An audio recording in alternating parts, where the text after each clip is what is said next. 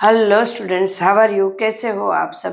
तो आज करते हैं क्लासिफिकेशन ऑफ प्रोटीन। प्रोटीन का क्लासिफिकेशन करना है, किसकी वजह से उसको क्लासिफाई करेंगे? Protein classification, classification of protein. अब देखो, प्रोटीन को क्लासिफाई किस वजह से करेंगे? तो कि प्रोटीन को उसके टाइप के बेसिस के ऊपर से कौन से टाइप का है, तो कौन से टाइप का भी कौन सा, तो कि मॉलिक्यूलर शेप, मॉलिक्यूलर शेप के ऊपर से उसको क्लासिफाई करेंगे। स्टूडेंट्स, ये 2 मार्क्स के लिए टॉपिक इम्पोर्टेंट है, 2 मार्क्स में ये टॉपिक पूछ सकते हैं, तो हमें ये टॉपिक को क्लियर करना बहुत जरूरी है, क्योंकि कभी कभी ऐसे छोटे क्वेश्चन एग्जाम में पूछते हैं ना कि हमें लगता है कि ये तो हमने पढ़ा था पर याद नहीं है। स्टूडेंट्स, अभी मेरा पेपर चेकिंग का चल रहा है, सीबीएसई बोर्ड का। मैं पेपर चेकिंग के लिए जा रही हूँ। मुझे पता है पेपर में ऐसे ऐसे क्वेश्चन पूछते हैं ना कि बच्चे को ऐसा लगता है पेपर लिखते वक्त, अरे यार टेक्स्ट बुक 1-2 बार पढ़ ली होती तो कितना अच्छा होता। टेक्स्ट बुक में से बहुत सारा पूछता है, एनसीईआरटी बुक को पढ़ो, बार बार स्टूडेंट्स पढ़ो, वो बहुत जरूरी है बुक को पढ़ना।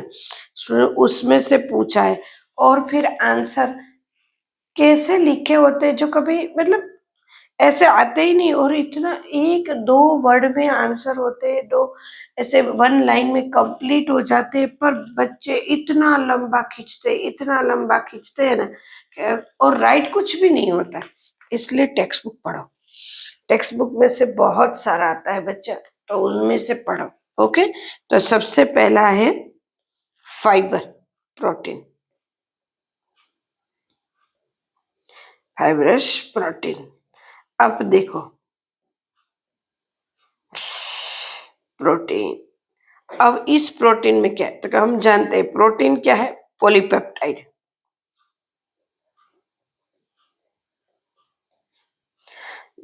पॉलीपेप्टाइड है, पॉलीपेप्टाइड चेन है। पॉलीपेप्टाइड चेन जो बनती है, तो वो 2 पैरेलल चेन बनती है। ये भी पॉलीपेप्टाइड चेन है, ये भी पॉलीपेप्टाइड चेन, ये पैरेलल ऐसे जाती है। वो एक दूसरे के साथ यहाँ पे किससे अटैच होती है, तो कि या तो हाइड्रोजन बॉन्ड से अटैच होगी, हाइड्रोजन से, या तो डाइसल्फाइड, हाइड्रोजन डाइसल्फाइड, या तो सिर्फ डाइसल्फाइड H2, पर वैसे H2S भी लिख सकते। तो इनसे वो एक दूसरे के साथ अटैच होगी, मान लो ये भी एक चेन है, ये भी एक चेन है, और बीच में एक जगह से अटैच होगी। तो ये जो प्रोटीन इस तरह से का बनता है, तो उसको कहते हैं फाइबरस प्रोटीन। कौन सा कहते हैं? फाइबरस प्रोटीन, इसको कहते हैं फाइबरस प्रोटीन। इस तरह से जो स्ट्रक्चर बनता है, पर ये जो सारे स्ट्रक्चर बनते हैं ना, वाटर इनसोल्यूबल है, वाटर इनसोल्यूबल है, बराबर है, उसमें नहीं। लाइक दिस केराटिन, जो जिसमें कौन आता है, केराटिन हमारे बॉडी में कहाँ पे होते हैं? हेयर में।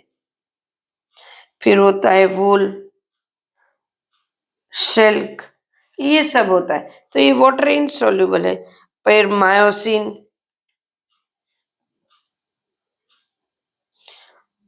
मायोसिन जो मसल्स में होता है, बॉडी मसल्स में, ऐसे जो है वो सारे के सारे वाटर इनसोल्यूबल है प्रोटीन। अब दूसरे टाइप का प्रोटीन है, उसको कहते हैं ग्लोब्यूलर प्रोटीन,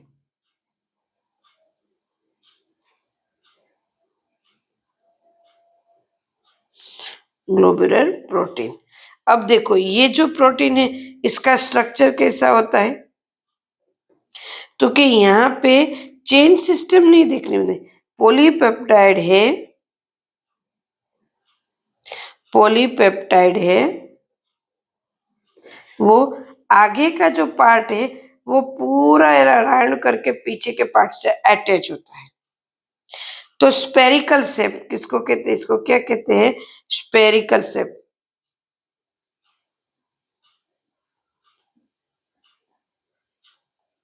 ये स्पेरिकल शेप होता है।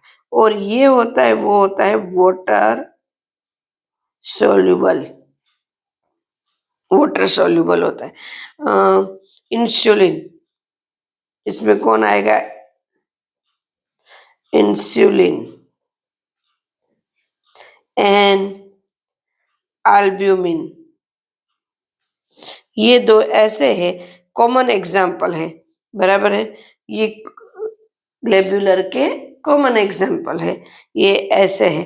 तो यहाँ पे आज हमने करे प्रोटीन के क्लासिफिकेशन, और भी आगे उसको स्ट्रक्चर में आएंगे, like this structure in shape और प्राइमरी, सेकेंडरी, टर्सरी, तो वो हम आगे के टॉपिक में करेंगे, आगे के वीडियो में करेंगे। मैं छोटे छोटे वीडियो बना ताकि एक एक टॉपिक आपका क्लियर हो जाए, इसीलिए।